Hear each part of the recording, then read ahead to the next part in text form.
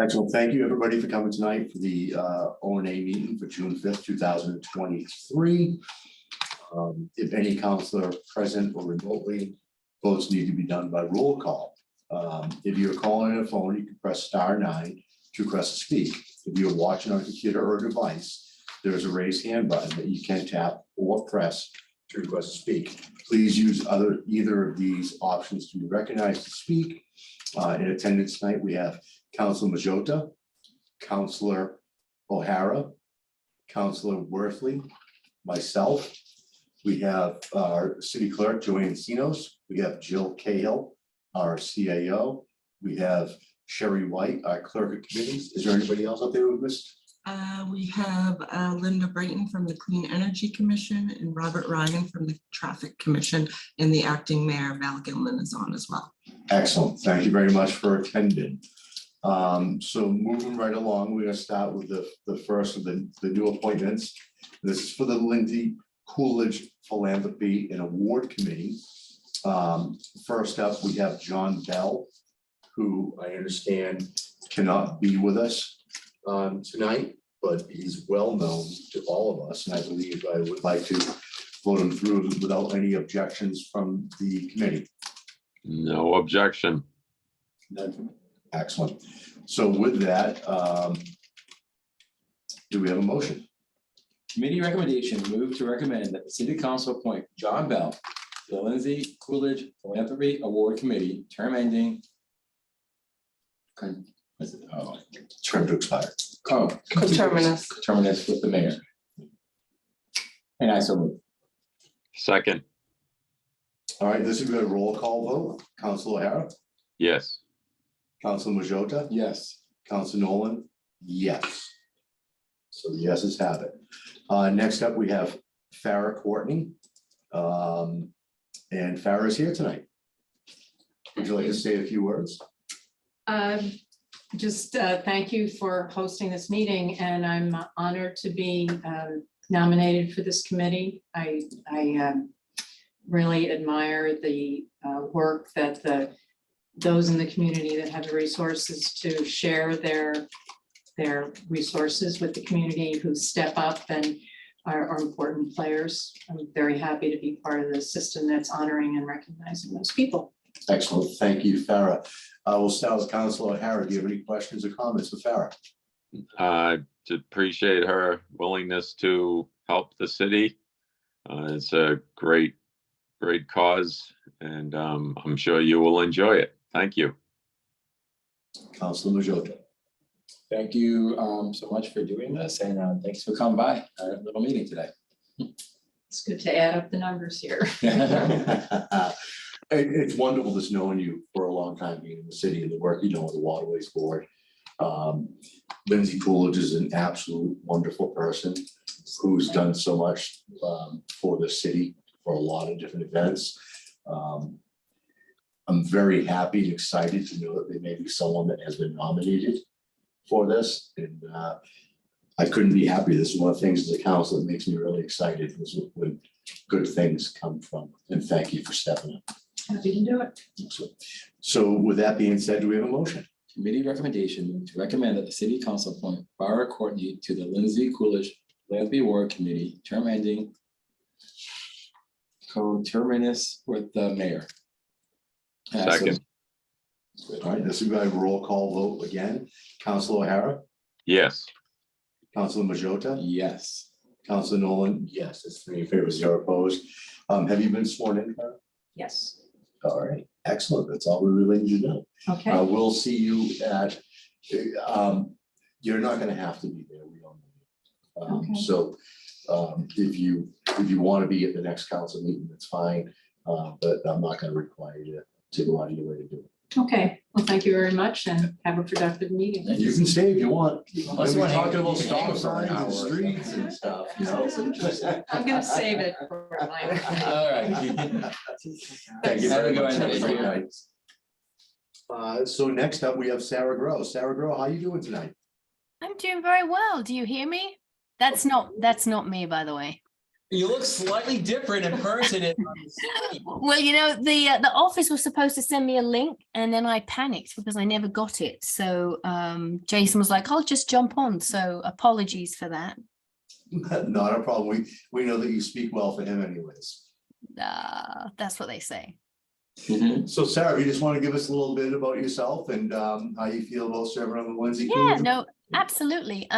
So I actually served on the committee when it was established and the award was established, and it was my greatest pleasure to be co-chair on that committee and to award, you know, not just to the Wilsons,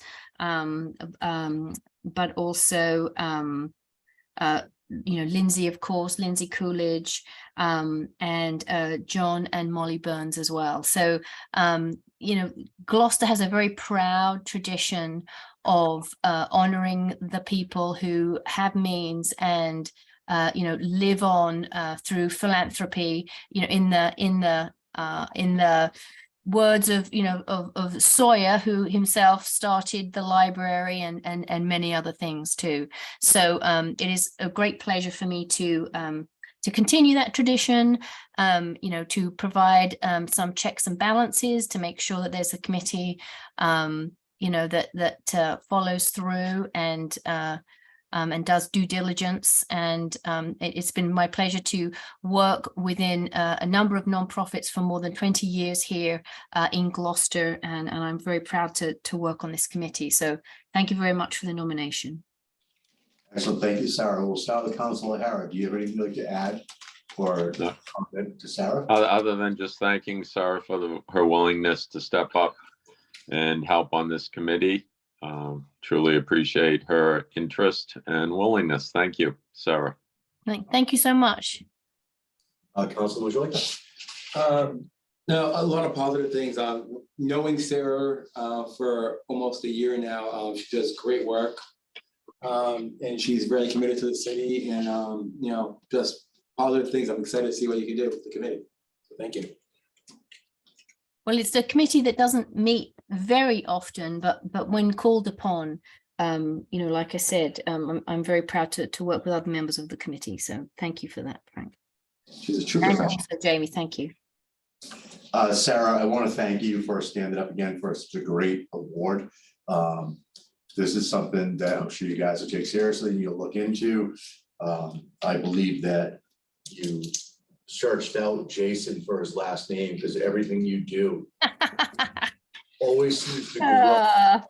Either that or real estate, my friends. That's what they say. Escrow, but anyway. But I can't thank you enough for all you've done for the committee. Not only just you, but your daughters and your husband as well. And I'm excited for you. Thank you. We live in a great city, and it's easy. Thank you.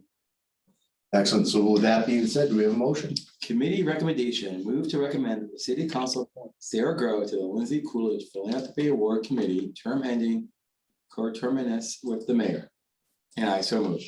Second, And this will be a roll call again. We'll start with Councilor Hara, yes. Councilor Majota, Absolutely. Councilor Nolan, absolutely. Sarah, the Yes, same ma'am. will go for you. If you can make it for next Tuesday night, that's fine. If you cannot, you're well known to us and we understand. But have you been sworn in? I have been sworn in, and unfortunately, well, fortunately for me, I have to go visit my mother in England as of Wednesday. So unfortunately, I won't be in Gloucester next week. That's not a problem at all. We have you back. Thank you. Thank you and have a great night. All right, my friends. Thank you so much for all you do. I know how much work it is. Good night. All night. right. So next up, we have Dick Wilson, who cannot be with us tonight. Without any objection from the committee, I would like to read him in as he's known to us and a wonderful person. No objection. Good. All right, so without further ado, do we have Committee recommendation, move to recommend that the city council appoint Richard Dick Wilson to the Lindsay Coolidge Philanthropy Award Committee, term ending coterminous with the mayor, and I so move. Second, And this will be by roll call vote again. Council O'Hara, Yes. Council Majota. Yes. Council Nolan, yes. And Dick Wilson has been sworn in for this.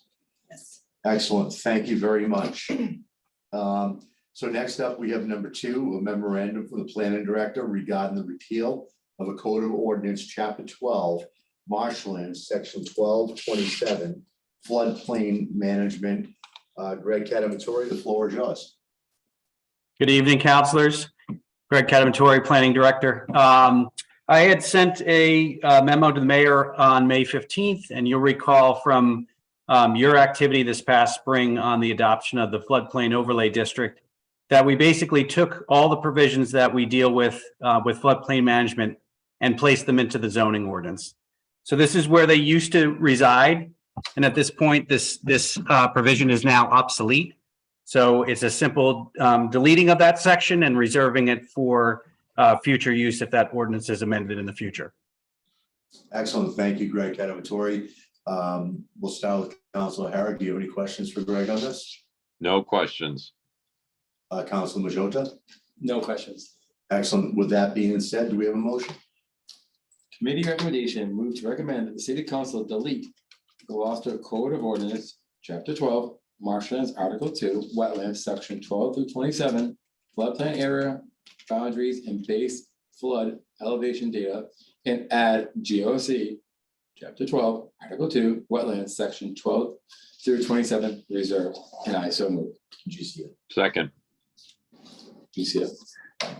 That's fine. This Oh, yes. Excellent. And this is by roll call vote, and we'll start with Council O'Hara. Yes. Council Majota. Yes. Council Nolan, that's a yes. Greg, thank you for your time tonight, and this will obviously be up for a hearing. But thank you for all you do. Okay, have a good evening. Good night. All righty, so next up, we have number 3, CC 2228 Worthley, amend GCO Chapter 5 Buildings and Building Regulations, Article 4, construction of city-owned buildings by add new section 5-62. And this was continued from 5/1/23. Jeff has worked tirelessly on this with the Conservation Commission and Candace Wheeler. Candace has asked that this goes through department heads and to get their review and understanding of what's going on. Is Candace here to speak tonight?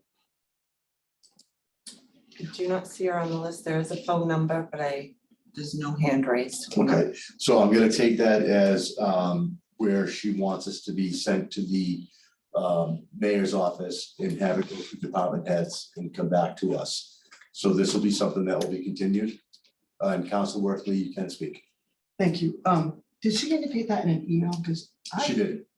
I read it differently. I thought she was saying that these, any municipal building should have the review of these departments as well. I didn't think that she was saying have the ordinance reviewed from those department heads before we take it out for discussion.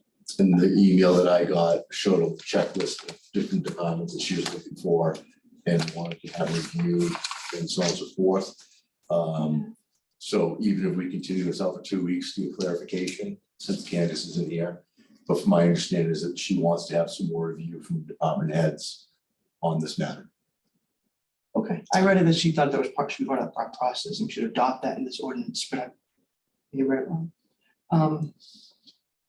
Do you want to take any testimony on it now or just hold it off completely? Let's go into the meeting that comes up. Okay, So the next O&E meeting is a holiday. We do have the special one on June 20th, the one item agenda, I believe. Right, and I think that we should keep it to the one item agenda. Okay, and then the following meeting is in July.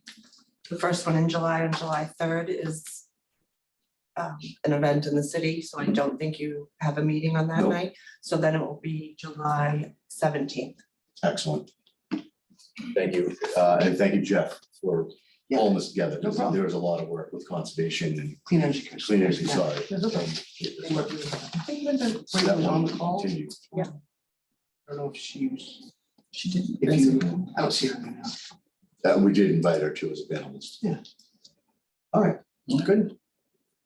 All right, so next would be number 4, CC 2023-29 O'Neill, amend GCO chapter 22, traffic and motor vehicles, article 6, traffic schedules, section 22, 270 parking prohibited at all times, and section 22, 291 tollway zones be amended by adding Main Street, southerly side, police parking only, beginning at a point of 80 feet from the intersection of Main Street and Duncan Street, and in the easterly direction for a distance of 120 feet to across from the intersection of Main Street and Elm Street. Is Counselor O'Neill on the line? I do not see her. Okay. This is moving around some police parking for construction type situations. And I'm imagining that this is gonna end up being a temporary situation. I wish Tracy was here to speak a little bit more on it, but I don't have any red flags or any real concerns of what's going on. I think it's got to do a lot of things with the new building and construction and having access for parking for our officers. So with that being said, is there any questions from Council O'Hara? Yeah, I'm concerned about the merchants, storefront owners and others that are on Main Street. I'm very concerned. They're fighting, they're losing spaces every day, and I'm very, very concerned. Typically the cruisers are out on the streets. I can understand the construction, but to really allow this to happen, I'm concerned. It's the business store owners are struggling as it is on the best of days. To lose 6 spaces is I think will be a detriment to their existence. Excellent, thank you, Councilor O'Hara. Councilor Majota. I wish Council O'Neill was on it. I sort of really just, I wish, where this is coming from. Is this coming from the police chief? Is this coming from the department? Is this coming from, where exactly where it's coming from? But the police officers do need a place to park. So I too wish that Councilor O'Neill was here for this, because she's always trying to defend more parking downtown. There must be something that she feels strongly that this is imperative. I will vote this to full council for a public hearing to get some more answers on what we need to hear. So with that being said, do we have a motion? committee recommendation, move to recommend that city council amend the Gloucester Code of Ordinance, chapter 22, traffic and motor vehicles, article 4, traffic schedules, section 22 through 270, parking prohibited at all times in section 22 through 291 tollway zones by adding the following: Main Street southerly side, police parking only, beginning 80 feet from the intersection of Main Street and Duncan Street in an easterly direction for a distance of 120 feet to cross from the intersection of Main Street and Elm Street. And I so move. Excellent. Second. Just say 6. 6. Perfect. All right, so this will be a roll call vote. We'll start with Councilor O'Hara. No. Councilor Majota. Yes. Councilor Nolan, yes. That's 2 in favor, 0 opposed to send it to the council. Oh, geez, man. Yeah, just you're reversing everything. Well, sometimes people don't think I'm not paying attention. You always pay That's the attention. only You're reason why we always- said that was she could think of things. All right, so next up, we have number 5, CC 2023-030. Councilor Worthley to amend GCO chapter 22, traffic and motor vehicles, section 22-270, parking prohibited at all times, and section 22-291, tollway zones by adding Washington Street westerly side from its intersection with Centennial Avenue in a northerly direction from a distance of 110 feet. Council Worthley, you have the floor. Thank you. So I provided a couple of maps. I'll hand these out, and if you possibly could put it on the screen, Sherry. This is just orientation. And she's gonna put it on the screen momentarily. Let's see, just a picture without any changes. And I think you have 5 orders, but really there's 3 changes. Okay, we'll take one at a time, obviously, but to do the 3 changes, there are 5 ordinances that need to change. And so the first one is this one change, which I only have one copy that you guys can mark together. What I'd like to do is have you visualize for a second. And I want to orient us, I want to use all perspective as coming out of Centennial, whether taking a left or right or Washington. I want to use that as the base point, okay? Do you follow me on that? If you're sitting in your car on Centennial, whether you're going right or left. Now, if you're going left, you have to negotiate the Grove Street traffic, the Washington Street traffic, people who are going right don't have the blinker on coming into Centennial, and also people walking across the street. Now, let me take one other step back. Hang on, I started a little too fast in this. This came to me as an idea. Thank you. It was in Magnolia, actually. There was a debate between the 2 mayoral candidates. And there was a question, I'm not sure if it was West Gloucester and traffic in Magnolia, but just some other things to be thinking about. And there's Mayor Verga who said he was trying to think outside the box and look at a stoplight at the intersection of Centennial and Washington. And I thought, okay, maybe we should be taking that up. And I started with a request to the chief of police for accident report. I know how dangerous it feels in that intersection, but I didn't know if it was provable.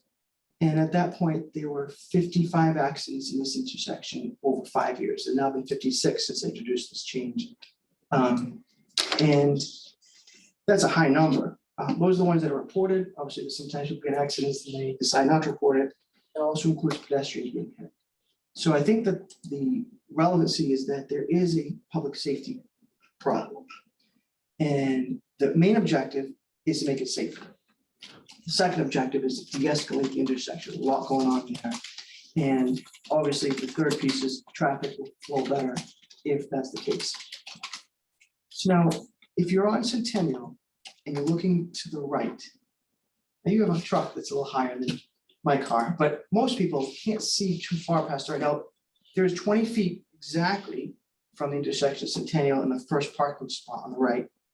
What we're proposing is to move the crosswalk, the one that's going across Washington Street, move it to the other side. But to do that, we would have to take up 1 parking spot. I have spoken with the owner of George's, and he fully supports all these because he sees how bad it is. He says oftentimes you get people coming in looking for video, for insurance claims, things like that, and it's unsafe. So to move the crosswalk, we don't need a city council action on that. That's a request of the mayor and the DPW director to paint it, but you can't put it there if there's a car park. So the first thing is to remove 1 parking spot on Washington Street on the right if you come out of Centennial in front of George's. And so if we move that car, move that 1 space out, then you can do a crosswalk across Washington Street far enough so that then you eliminate that crosswalk on the left-hand side if you come out of Centennial. What will happen is people will be at a slightly higher elevation. You'll see them better. You'll see around the corner better because instead of 20 feet, you have 30 feet or more of a viewpoint. And to use I should use this basketball reference, but if people are stopping for a person crossing Washington, then you can take that left-hand turn on Centennial. So like I don't want to say a pick and roll because you don't want people to absorb the car, but the idea that someone is stopped on Washington because there's a person crossing, you can now take a left-hand turn. Currently, if they stop for a person in that crosswalk, you can't pull up. You are literally creating a traffic jam for people. Instead, if a crosswalk's moved, you can, if people stop for someone in the crosswalk, then you can take a left-hand turn more easily. That was one of the recommendations that the traffic commission gave us. If you recall, Councilor Majota and I submitted this back in maybe September, October. And then I learned that somewhere along the way, the code of ordinances was changed, that the traffic commission can't receive requests from the city council, it can only come from the mayor's office. So we changed that ordinance to allow city councilors to send things to the traffic commission. And then we submitted it back in, I don't know, maybe December. And we did a site visit with the police representative, the fire department representative, and DPW representative on the traffic commission. And I think y'all know Tony Berlino, he was there as well, along with Bob Ryan, who I believe is on the call. So it's, that's the first recommendation. So do you have any questions about that parking spot we moved to per crosswalk there? I have none. Councilor Hara, do you have any questions? No questions. So with that being said, we'll move on with the first motion.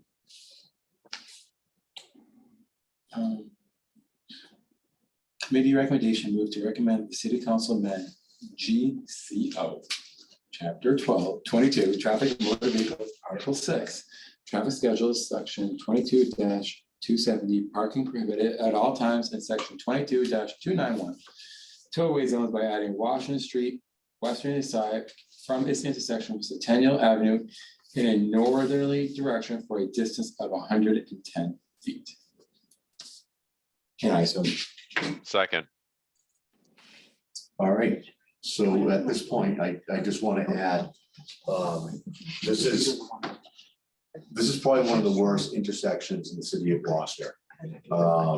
It's very tough for people to maneuver. It's very tough to come up with a viable solution. I think that this is something that should really have a real traffic study done on to find out what our best solutions are. And that's gonna go through the whole night on these motions in front of us. So with that being said, we can go for a vote, and this will do a roll call. I just want to apologize, I had the wrong order of the pictures. That's the first one we're talking about, is the moving the crosswalk. Right, which is this one here. Yeah. Perfect. Sorry. So Councilor Hara, Yes. Councilor Majota, No. Councilor Nolan, no. So that fails 2-1. And we'll move on to number 6. Excuse me, just to clarify, the vote is 1 in favor, 2 opposed. That is correct. And this would be helpful for me for going forward. I didn't hear any, I was trying to make sure the right picture. You said we should do a different traffic study than the traffic commission did. I think it's a very complicated, very complicated intersection. Mhm. And I think that we need to find a way of getting a formal, paid for traffic study. Because I don't think we're gonna find a way of making it safe and people happy without proven variables, and that's gonna cost money. I understand that. Which I do support. Right. Of doing it, and I do like what's going on with this. I just think that the impact of this and the information I have with the drawings and the lines so far aren't enough for me to say, all right, I can take a chance on this, but I don't know how it's actually gonna impact it without possibly having adverse impacts. So, I mean, I think there's a little trust factor. The property, the owner of the George's restaurant has seen this. We met with him on 2 occasions, and he called me to, after he thought about it again, and confirmed his support for it. Although parking isn't for restaurants, for anybody, but he did say that would be a problem. But I want to understand, the challenge I have is there's been 56 accidents, and I don't know if anybody has been seriously injured, there's been injuries. And so my thinking is we have to do something, and I think you're right, we want to do the right thing. But if the council weren't to do anything, I mean, I submitted this in November, there's been another accident since. So it's likely 5 or 6 accidents per year.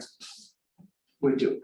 This is not dead in the water. This is gonna be going forward to the next available public hearing. I appreciate that. So I just, I have my concerns and we may be able to answer them in the next few weeks or when the next meeting is. Is it 30 days for this or 2 weeks? This won't go to public hearing until July. The next two city council meetings are very full. Yeah. Already. And I respect that there's more questions Right, to answer. and I If think we that had the we, questions, I'd be able to help prepare. right, and I think that answers. you'll find during this meeting, the information that I'm looking for, maybe something that you can't provide tonight, but you can certainly probably provide for the next meeting. For that one, I didn't hear any questions that I couldn't answer because they weren't asked. But if there were questions that you think would be helpful to answer before a council meeting, I'd be happy to research and get those answers back to you. I think like one with this being we're Ward 3, you know, not hearing from a lot of the constituents, I understand the concern of safety, and that's very important. I'm not saying it's not, it's very important. When you mentioned the 56 accidents on this particular intersection, what does that compare to the accidents on the rotary and any other intersection? Where does that go from? Where does that rate this intersection compare to all the other intersections? And then my other concerns are, you know, that restaurant, I don't want to mention any names yet, has not come up to me.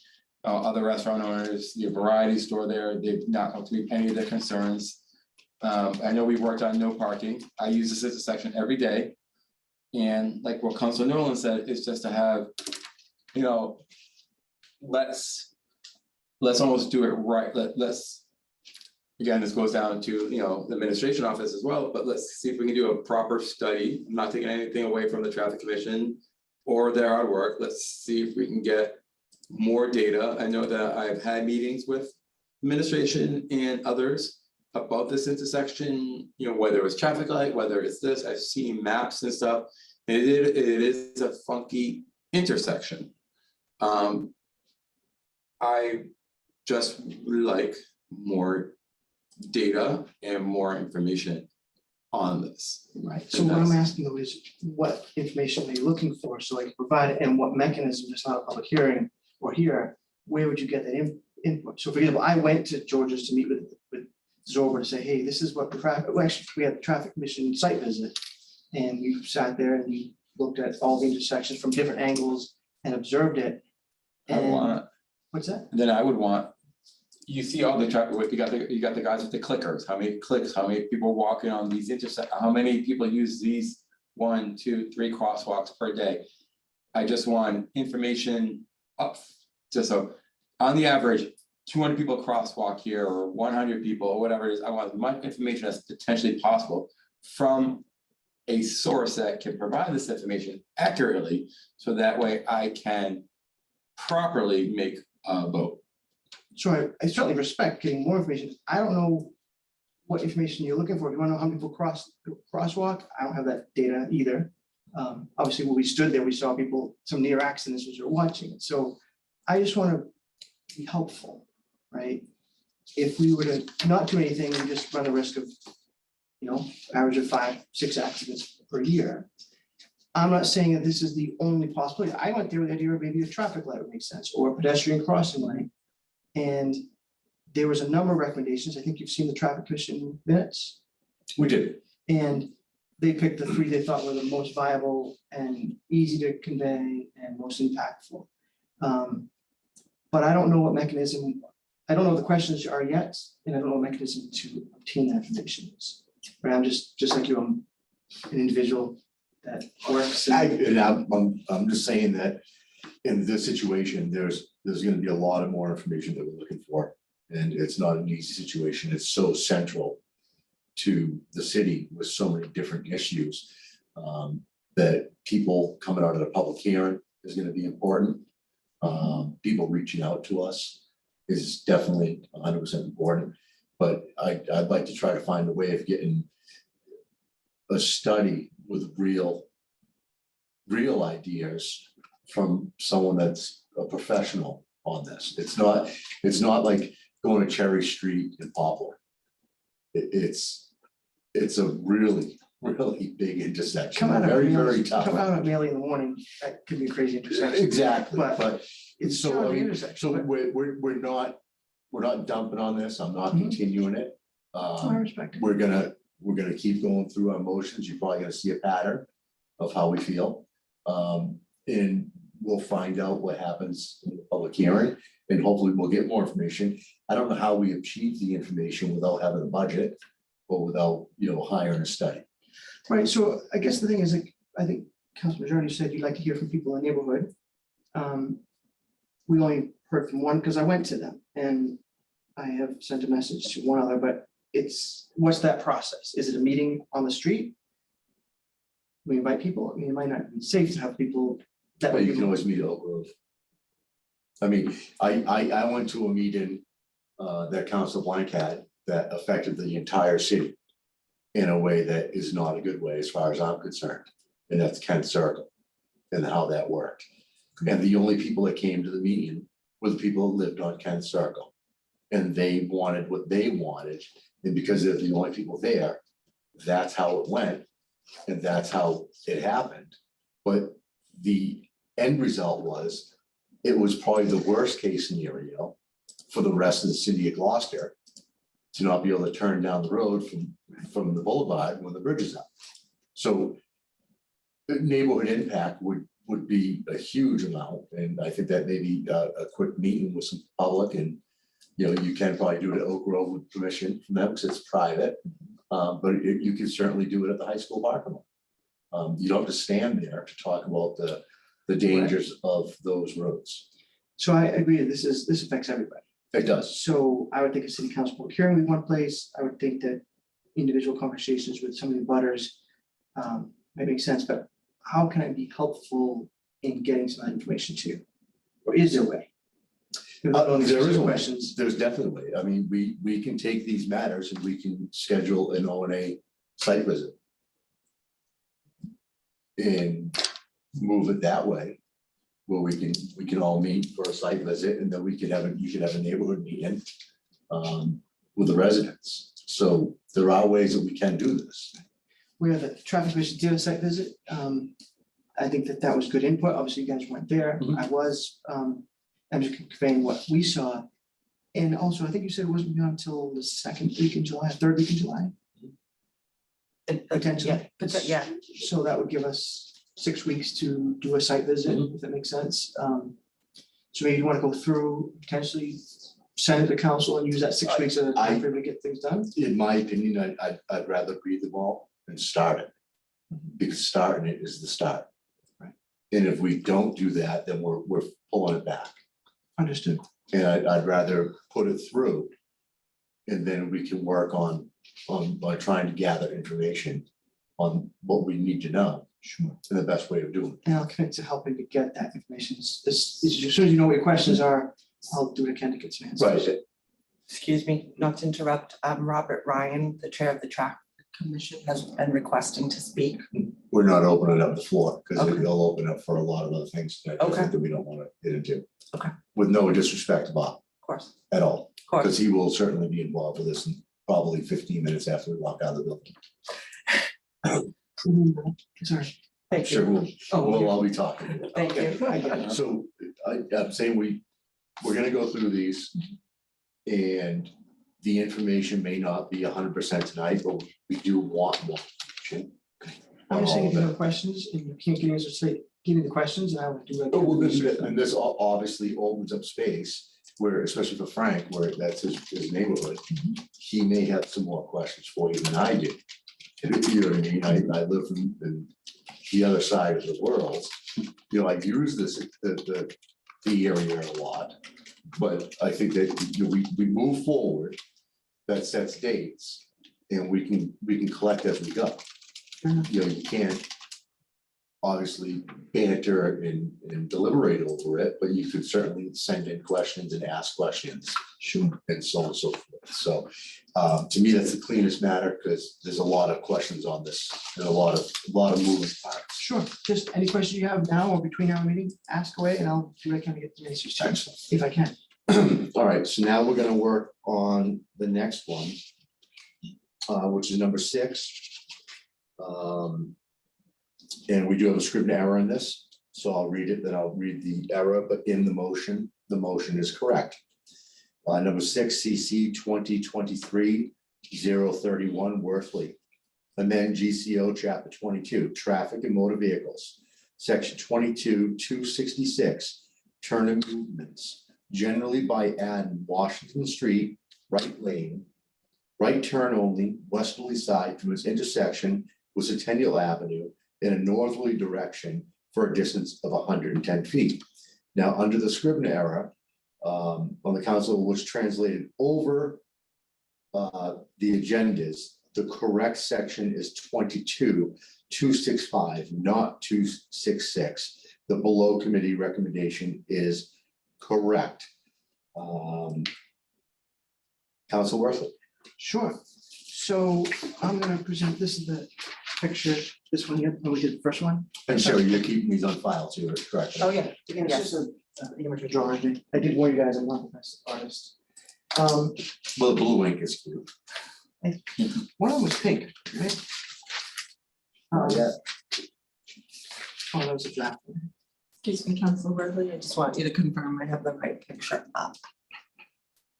Right there. That one, okay. If there's a way to zoom in a little bit, that might. Yeah. Okay, so same thing, you're on Centennial, you're taking a left-hand turn to head toward the rotary. I think that's a good way to orient ourselves.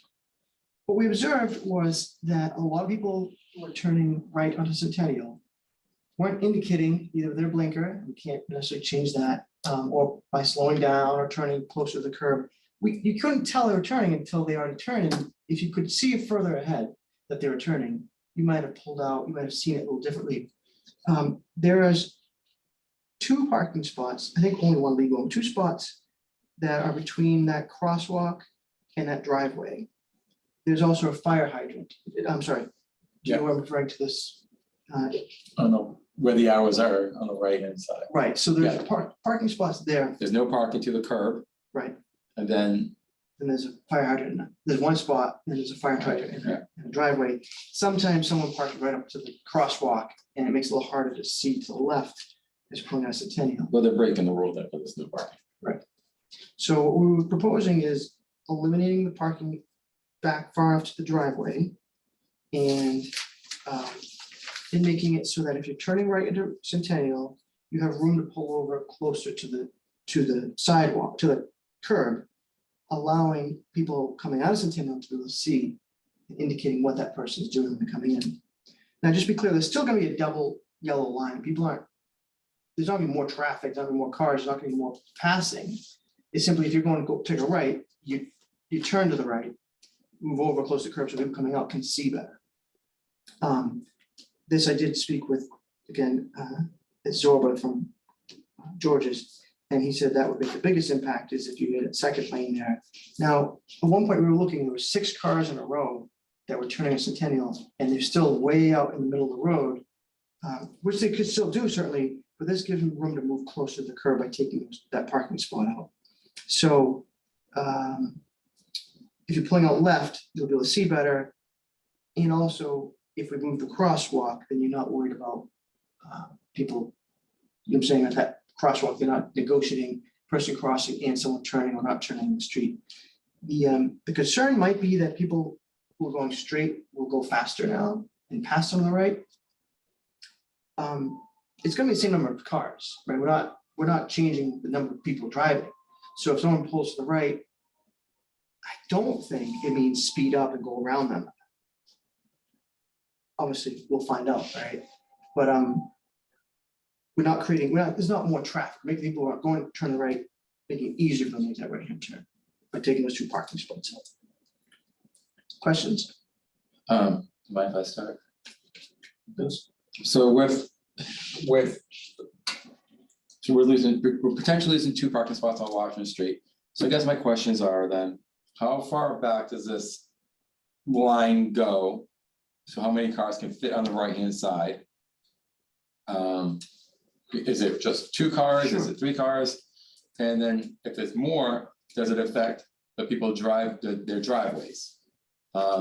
If you have a large truck, a trailer, or I'm not sure if 16 wheelers can go on this, if they can, I honestly, I don't know, but can they take that right turn now if the right-hand side, if it's right turn only, and then if they're not in that lane, they have to go straight?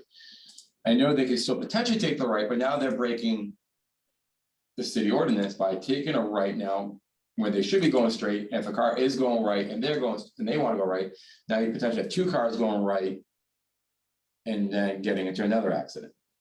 And then when you said you weren't sure of the potential speed of people passing on the left, and that brings me back down to, I think what Councilor Nolan said at the beginning, is just to do a more in-depth study, which I know you don't have nothing towards you. We don't have the answers until we unfortunately get that study where these people who've done this sort of work be like, you know, I've done this through all these streets of Massachusetts and I recommend it. I don't recommend it. Here's why. You can only get 3 cars taking a right. Now our car is backing up, taking a right turn only, because you've seen this. You know, it can get backed up for a while in the rotary traffic. Now, people going down to the boulevard, how affected that boulevard traffic? It's how affected that boating traffic? How does that affect any sort of traffic? If we're going right to go to the boulevard, to go to the beach, or go to Magnolia. I think all those are considerations based on how far back does this right turn only line go? I think that's it. Okay, so if I, can we answer those questions? Okay, so I think the question with anything in life is compared to what, right? Compared to what there's now, the traffic that's turning to the right could be backed up to the rotary, it could be backed up 3 cars, it just depends on how many people are going right. And I know, like in the morning, especially during the school year, there's more people driving there than other times of the day. But that problem of blocking a driveway or backing up isn't changing whether they go existing, they go straight or right and make a decision to turn, or if we create a lane for them. Like, we're not creating more cars. But you're forcing people to go right.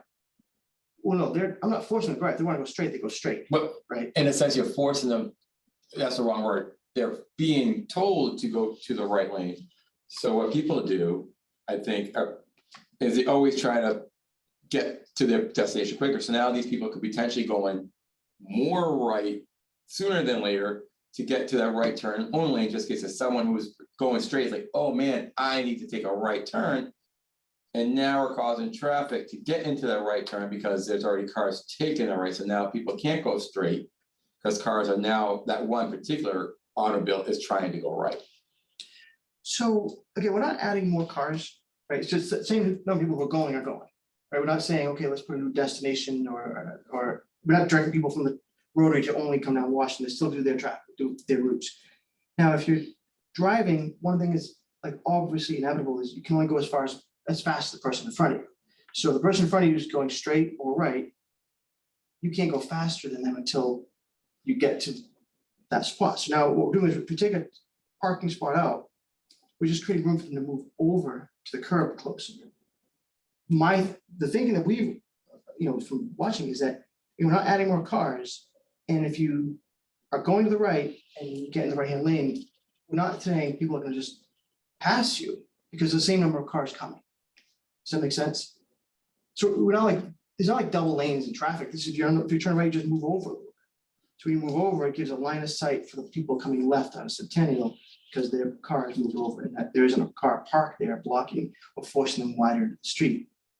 To your second question, if you had a large truck or trailer, 16-wheeler, or any kind of vehicle that needs more room, again, we're not adding more people or more cars. So if you need to take a wider turn, you take a wider turn, right? So if you have a truck and you're going right onto Centennial, you need more space, you're not going to pass people right and try to get around them, which is, again, the same amount of traffic is going, same as there is right now. So if you're behind someone that's in the right-hand lane and you need to take a wider turn, you're gonna still take your turn. There's nothing stopping you from taking right-hand turn, right? There's no stop sign, there's nothing, right? If we move the crosswalk, there's not a person. So there's no stacking lane. We're not creating a backup of cars. It's the same flow. But if you move to the right, you can take that right-hand turn. If you need more room, you're gonna straddle that, or you can go to the left and take a turn. I don't see someone speeding up on the right to get to school in the morning if you're in front of them and you're taking a wider turn. Does that make sense? It does, but let's say someone's on the right-hand side, you're creating a new lane. So now if I'm on the left-hand side of that line and I got my Pepsi truck or whatever, and I'm gonna take my right-hand turn now. So I'm gonna start to go right. Now, I'm in the right-hand turn only line, this right turn only. I'm gonna take that turn. I'm in my lane. Right. So I'm gonna go. Now that Pepsi truck's going, taking a right too. But you're assuming that they've passed you now. Well, you created a lane. So now remember that lane exists when the car isn't parked there, because the car's not there 24/7. There's room and people are closer to the curb when the car. There's potentially like two cars going right. That's my question. But you're saying that if they're on a double line street, someone's gonna pass someone. Right? So how is that Pepsi truck passing someone who's on the right? The person's in front of them. And It's they, because we created a right-hand turn lane. Lane, that's what I'm saying. You created two lanes on Washington Street. okay. That lane exists. No, hang on, it exists in the sense there's a width of the street. And if there's a car parked there, then that's taking up that lane, right? You can't go right, you can't get further right because there's a car parked there. So the same number of cars are going through. Now we're saying if the car's not parked there, people going to the right can turn to the right a little sooner. But the person behind them on a double yellow line in a Pepsi truck isn't going around the person on the right. They're behind them. And they take a wider turn. Now, they do that wider turn. Is someone going to speed past them on the right? You mean you're passing a double yellow line, double yellow street, like that doesn't. I guess I'm not under, I guess maybe I'm not clear. I don't, I see exactly what you're saying. so, yeah, if you can explain. We're creating a right-hand turn lane is what it's gonna be. So if you're coming down Eastern Avenue from Rockport, you go to the extension, there's a right-hand turn lane. But there's also an island that protects that trailer truck from coming down Washington Street. And he's making that hard right-hand, going far to the left towards Grove to make the right-hand turn to go down Centennial. Then you got the situation where you have a right-hand turn lane, someone gets alongside the trailer truck on the right-hand side, trying to make the same right-hand side turn. This guy comes in with his fast corner, catches a car, through the side window of his door on the truck and sees a car there all of a sudden. So you are creating two lanes. So So there's a lane there now that people are parked in, but they're not always parked. there. Right. So when there's no car there, people are still drifting to the right if they're taking right. exactly, but when you add that right-hand turn lane, that adds a secondary confusion to a truck that will turn wide. So we're talking about people who are in a big truck behind someone who's turning to the right, they go to the right, and the big truck also wants to go right, but he's a wider turn, so he's gonna go around the person that's in front of him. No, or, for Or someone example, from if behind. that truck is going The truck's in first, front, the truck's in front, okay? going right. But So now, in the right lane, it's But a that whole- wider they turn. can't go in the right lane, or else they gotta clip. Mhm. Someone, they can clip that sidewalk, they can do whatever, they So have to take a wider wide turn. turn, and Correct, someone but pulls on the now- right side. What I'm saying is, I am driving in the right turn only lane that we have created, and I'm going to take that right-hand turn, because that truck or trailer or whatever it is should only be going straight. So So do now they we have blinker two on in this going area? right. They blinker on in this area or no? It doesn't matter, I'm in the right-hand turn only. Okay, so you're saying the person who's going right, obviously they're going fast if they're, No, I didn't say that. no, yeah, the truck's in front of the person, right? So if they're taking a right-hand turn, I'm guessing they're slowing down. You're saying the person pulls a wide turn and someone else comes up fast on the right and they're also taking a turn. I didn't say fast, I said they're both taking a right-hand turn at the same time. So that- But that presumes need we're to- adding more So traffic. this is, I need to stop 1 second, Jeff. Counselor Hara, I don't want to forget you. Is there anything you want to add to this? I admire Councilor Worthley for bringing this forward. The prior order, I think had tremendous merit. I think this right-hand turn is it. As we've talked about over the years, Gloucester, and we're a 400-year-old city. These roads were built for foot traffic originally, then horse and buggy, and now we have trailer trucks. We have what we have on them. Again, I admire Councilor Worthley for thinking outside the box. I think this right-hand turn, because of the width of Washington Street, the width of Centennial, all the moving parts that are happening there, I think this right-hand turn could be problematic. again, I'm not a traffic engineer. None of us are. I don't know if there's money in the budget to have this intersection analyzed for improvement. I commend Council Wordley for bringing these thoughts and orders forward. I just think this right-hand turn is possibly going to be problematic. Now, we could, similar to what we've done in the past, where we put a sunset clause on this. This doesn't have to be forever. We give it a try, see what comes of it. I don't know how that would work from the city solicitor standpoint. One thing we do know, bringing professional engineers in, doing studies can get extremely expensive. And at the end of the day, you end up with, you're at the same spot, meaning you bring in an engineer from out of town who doesn't know Gloucester, doesn't know the traffic, doesn't know the thought process of people in Gloucester, because again, majority of these people who are traveling these roads have traveled these roads time and time again. And you bring someone in to analyze it, unless they camp out for an extended period, they sit there for a couple hours, even a couple days. We know that intersection where we're into probably the worst time. It may get worse at the beginning of the school year, where you have new students taking right-hand turns onto Centennial, negotiating that intersection at the end of the day. But as you can see, I'm talking in circles because this intersection is extremely problematic. I don't know what the real solution is. How much money does the administration have to throw at having this analyzed? I guess we have to ask the question. But again, I commend Council Wordley for thinking outside the box, because this is I've been there. We've all been there. I've seen people, I recall seeing a woman crossing the street in the crosswalk, pushing a carriage with a baby in it, and almost got taken right out. It's a brutal intersection. Not that this is the only one that's brutal, because there are so many of them in our city. But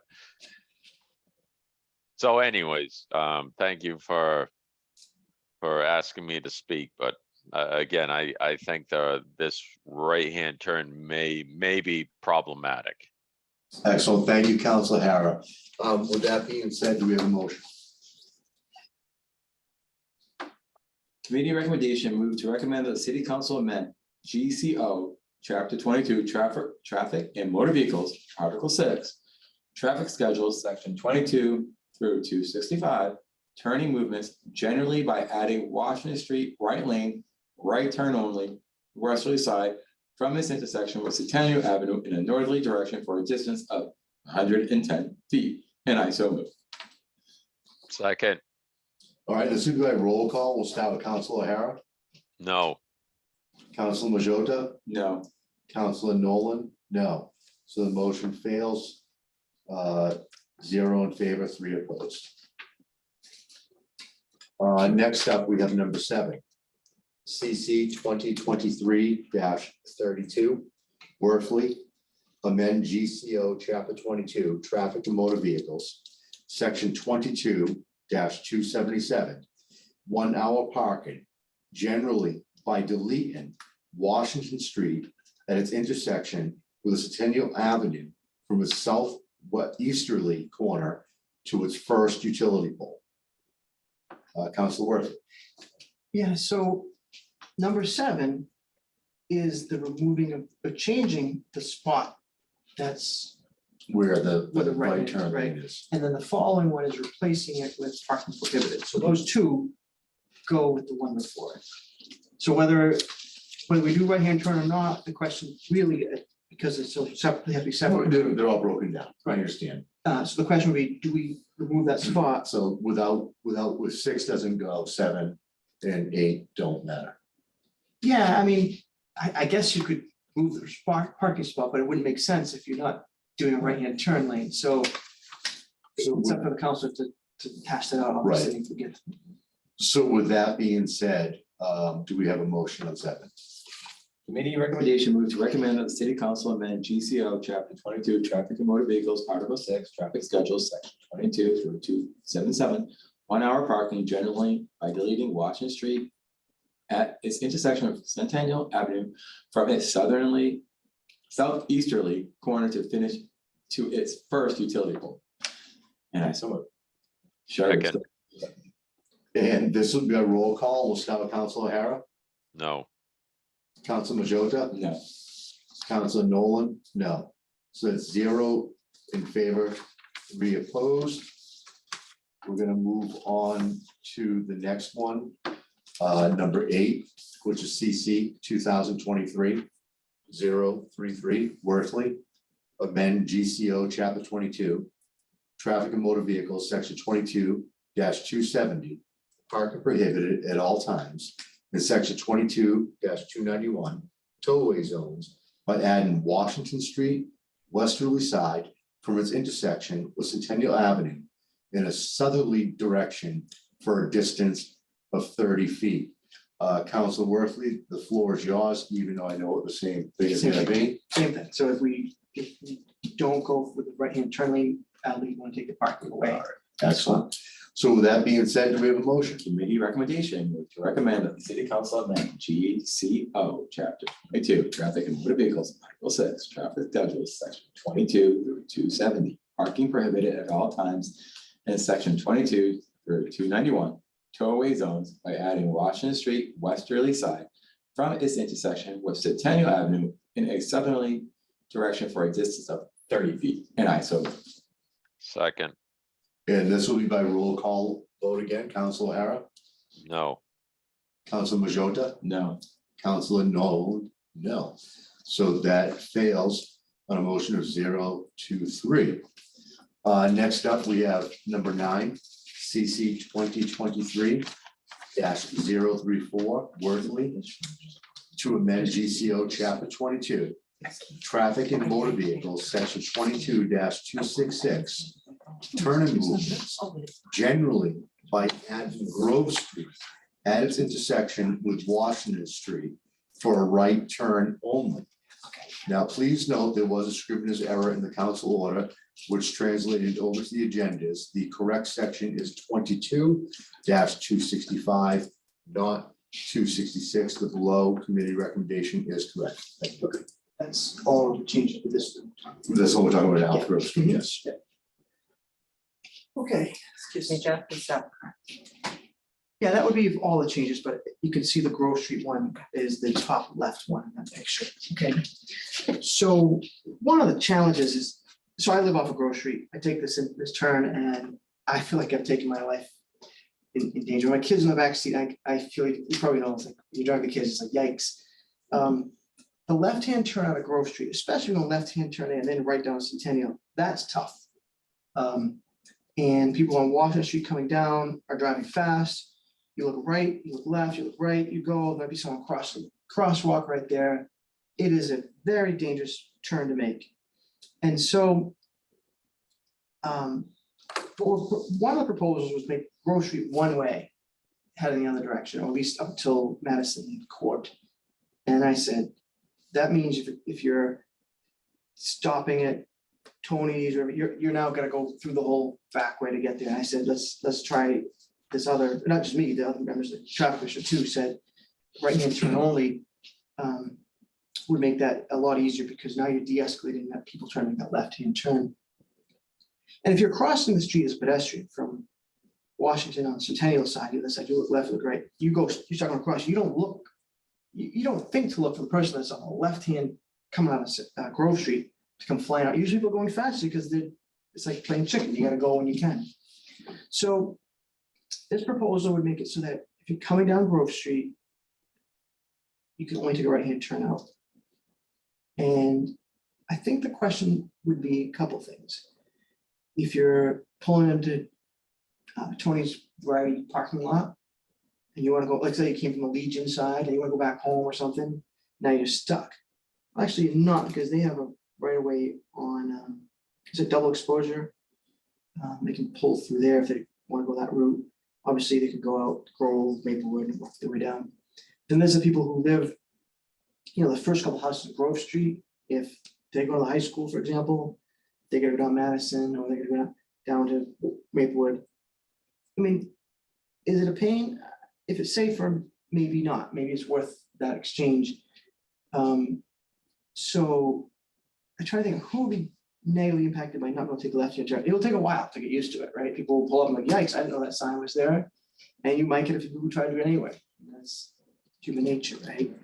But if we are encouraging people to take the right-hand turn only, someone's gonna say, yikes, now I gotta go down Whittemore and down, is it Curtis Square, Yes. right? So yeah, they might have to go a little further to get down to Centennial. I wonder how many people it would be, because eventually people are gonna say, well, if I can't turn left, they'll go down Derby Street, they'll go down that Whistle Stop Way, where Doyens is, or they'll go down Madison or Acacia or Gloucester Avenue. So that's the proposal, right-hand turn out of Grove Street. And I don't know that there's a lot other than that, just to explain it, but if you have questions, you have to answer them, I'll try to answer them.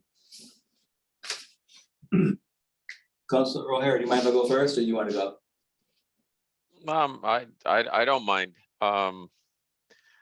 Again, I commend Council Wordley for thinking outside the box and trying to remedy a disaster area of Centennial, Grove Street, Washington Street. I agree with Council Wordley that, the right-hand turn will, if something like this was to pass, putting up a right-hand turn sign, you're gonna have cars taking left-hand turns all day long. It will come down to enforcement, to educate the people that you can't take that left-hand turn. I think, as Councilor Wordley had mentioned, that people taking the right-hand turn will take the right-hand turn, take a left-hand turn on Whittemore Street, then take a left-hand turn on Curtis Square to continue their route down Centennial Ave. So we're fixing one problem, potentially creating another. Again, I commend. I don't think we can walk away from this intersection, as well as many other intersections within our city that are disaster areas. Typically, unfortunately, similar to the Stone Bridge, problems don't get resolved or improved until someone ultimately pays the price. We hate to have that happen. Having a professional traffic study done, or we put sunset clauses and try some of these suggestions and see where it shakes out. I don't have the answer. I don't think any of us do. It's really just a function of trying something different, or living with the same. And in 5 more years, do the numbers decrease? Do they increase? More than likely, they're probably going to increase. Do we put speed bumps on Washington Street to slow down the cars? Because just the traffic, unless it's in bumper to bumper, the cars are moving quite swiftly in all directions. Down Grove, everyone's in a hurry. So I don't have a solution, but it's something worth investigating to try to improve a already very bad intersection or intersections. Thank you. Excellent. Council Majota. I think Councilor O'Hara made some great points. They're in Council Worthy. Thank you so much for really putting a lot of time and effort into this. I guess my concern is, again, I agree with Councilor O'Hara. If I have to go left on Washington Street, now I'm creating a potential backup traffic on Whittemore, Curtis Square. How many cars are going through there? Are there, it's the summertime, are there kids on the street there, because there's not a lot of traffic there. So now I'm affecting the children playing, and then all the neighborhoods right there. And living on Madison Avenue, that already has enough traffic, and now by adding potentially more, because those who want to go left now have to go down this street, just adding more traffic to this, to that street, where if cars are parked on both sides, it's very hard to get by. Whether you have to, like, it's one car has to put over, one car, it makes it difficult knowing that for experience, living it and on that street. And I think what Councilor Harris said, you know, I think we just need if it's in the budget, a study to see how these changes can really affect the city pattern of traffic. And I wish there was an answer with one click of a button to make this all safer, but unfortunately, there isn't. Is Jill Cahill still on the call? Is it worth asking if this could be a priority for the administration to put money towards the traffic study? I have an objection with that though, because we didn't let Bob Ryan speak. So. So it wouldn't be fair for, Okay, I wasn't asking to speak in favor, or can't just see if they had money in the budget for something. but then I didn't think Bob Ryan. Good objection. I do think that we're keeping this within our open limits. So with this being said, do we have a motion? Committee recommendation and move to recommend that the city council amend GCO, chapter 22, traffic and motor vehicles, article 6, traffic schedules. Section 22 through 265, turning movements generally by adding Grove Street as is intersection with Washington Street, right turn only, and I so move. Second. All right, this will be by roll call vote. We'll start with Council O'Hara. This is a toughie. This is a toughie.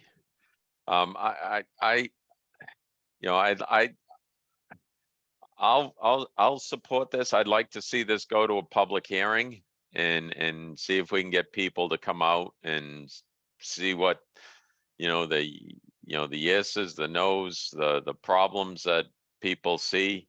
Again, I commend Council Wordley for thinking outside the box and working so hard to bring these forward, because we know this has not been easy. But on this one, I'll give it a thumbs up and a yes. Thank you. Excellent. Thank you, Council O'Hara. Council Majota. Unfortunately, I cannot support it until I get more information, so my answer is no. Councilor Nolan, and that's a no as well. The motion fails. 1 in favor, 2 opposed. I will say this is a monumental task that Jeff has done, and he's done it for the people.